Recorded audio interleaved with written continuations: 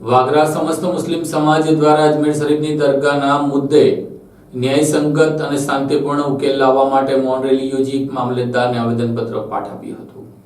ઉત્તર પ્રદેશના સંભલની જામા મસ્જિદનો વિવાદ દેશભરમાં વકર્યો છે। આ દરમિયાન રાજસ્થાન સ્થિત અજમેર દરગાહ ચર્ચામાં આવી છે। દરગાહની ઇમારતના સ્થળે અગાઉ ભગવાન શિવનું મંદિર હોવાના દાવા બાદથી વિવાદ શરૂ થયો છે। આ અંગે કોર્ટમાં સુનાવણી થઈ હતી। સુનાવણી દરમિયાન હિન્દુ પક્ષ તરફથી દરગાહ પરિસરમાં ASI ભારતીય પુરાતત્વ સર્વેક્ષણ વિભાગ સર્વેની માંગ કરાઈ છે। હાલ કોર્ટે આ કેસની સુનાવણી આગામી થોડા સમય બાદ કરવાનો નિર્ણય લીધો છે, પરંતુ જો આ કેસ કોર્ટમાં ચાલે અને કોર્ટ તરફથી સર્વેનો આદેશ અપાશે તો સંભલની મસ્જિદ બાદ અજમેર દરગાહનું સર્વે થઈ શકે છે। દરગાહના સર્વે મુદ્દે દેશભરમાં મુસ્લિમ સંગઠનો વિરોધ દર્શાવી રહ્યા છે। તેવામાં વાગરા મુસ્લિમ સમુદાયે પણ પોતાનો વિરોધ નોંધાવ્યો હતો અને આજે 6 ડિસેમ્બર 2024 ના રોજ જુમ્મા મસ્જિદ પાસેથી જુમ્માની નમાઝ બાદ મુસ્લિમ સમાજના લોકો વાગરા ડેપો સર્કલ ખાતે ભેગા થયા હતા અને ડેપો સર્કલથી વાગરા મામલતદાર કચેરી સુધી મૌન રેલી સ્વરૂપે દેખાવો કરી વાગરા મામલતદાર મારફતે પ્રધાનમંત્રી નરેન્દ્ર મોદીને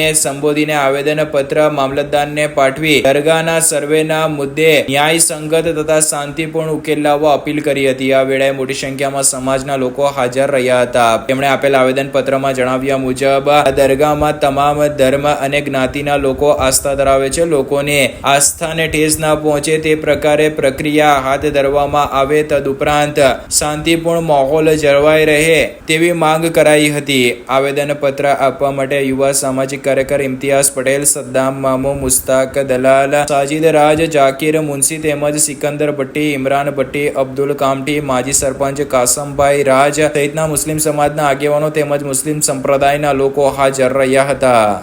હાલમાં અજમેર શરીફ દરગાહનો જે બિનજરૂરી જે વિવાદ ઉભો કરવામાં આવેલો છે એના અનુસંધાનમાં વાગરા બસ ડેપો સર્કલથી મામલતદાર કચેરી સુધી એક રેલીનું આવેદન કરવામાં આવેલું હતું।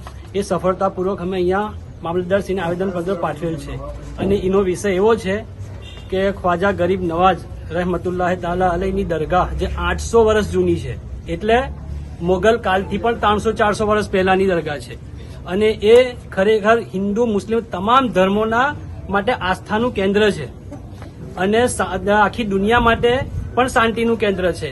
આવી પવિત્ર દરગાહને એક વિવાદમાં લઈ જઈને જે વિષ્ણુ ગુપ્તા નામ જે હિન્દુ સેનાના અધ્યક્ષ છે એમને બિનજરૂરી અરજી કરેલી છે અને સર્વેની માંગ કરેલી છે, તે તદ્દન ખોટી છે અને દેશની અખંડિતતા ભાઈચારાને તોડવાની અને નફરત ફેલાવવાની અને સસ્તી પ્રસિદ્ધિ મેળવવાનું આ કાવતરું છે।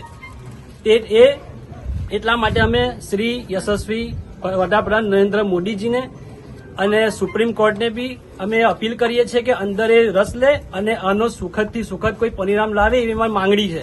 બીજું કે પ્લેસીસ ઓફ વર્શિપ એક્ટ જે 1991 નો કાયદો છે કે તમામ ધર્મ સ્થળ જે છે એ સ્થિતિમાં રાખવા, એની સાથે કોઈ છેડછાડ કરવાની એનું પણ ઉલ્લંઘન છે। એટલે ફરીથી વડાપ્રધાનશ્રીને અને સુપ્રીમ કોર્ટને પણ અપીલ કરીએ છીએ કે આની અંદર ઇન્ટરફિયર કરે અને આનું સુખદ પરિણામ આવે અને ફરીથી આવી કોઈ ઘટના ના બને, આવા વિવાદ ના બને એવી અમારી માંગણી છે।